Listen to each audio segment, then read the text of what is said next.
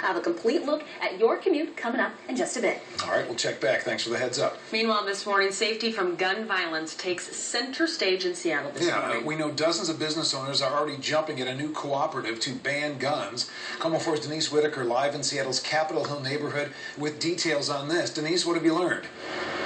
Well, Brad, as you mentioned, dozens of people, a lot of those right now concentrated in the Capitol Hill area, but this is a campaign that's going to kick off this morning citywide in Seattle. But right here, I'm at 10th and Pike, and I already know of a handful of business owners right here in this area, this intersection, who say, you know what, we're tired of gun violence and tired of our employees not feeling safe. I would feel more safer walking out at night, especially if there was a gun-free zone.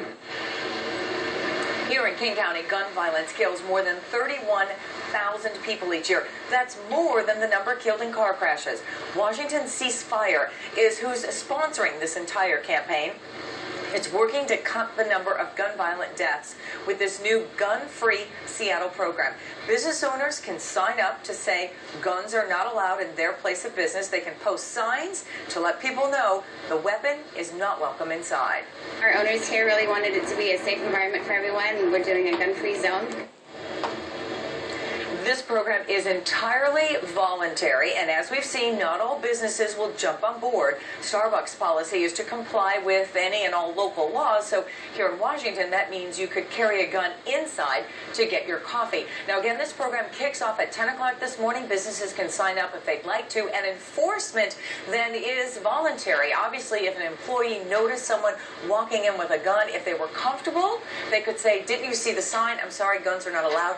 If they're not comfortable and they feel threatened, then they could call 911 to have police show up. So it'll be interesting to see how many businesses sign on for this and really how it moves forward in terms of the enforcement and whether or not people are being kicked out of businesses for this. So kicking off this morning with the mayor here on Capitol Hill, we'll be watching it for you. Live in Seattle, Denise Whitaker, KOMO 4 News. Yeah, especially when they say enforcement. That will be key, right. And interesting how that will play out. Well, it's some pretty staggering statistics you were talking about just there in King County, so that Yes. certainly gets people's attention, yeah. Denise, thanks. All right. Meantime, we're on the top of another developing story at a pier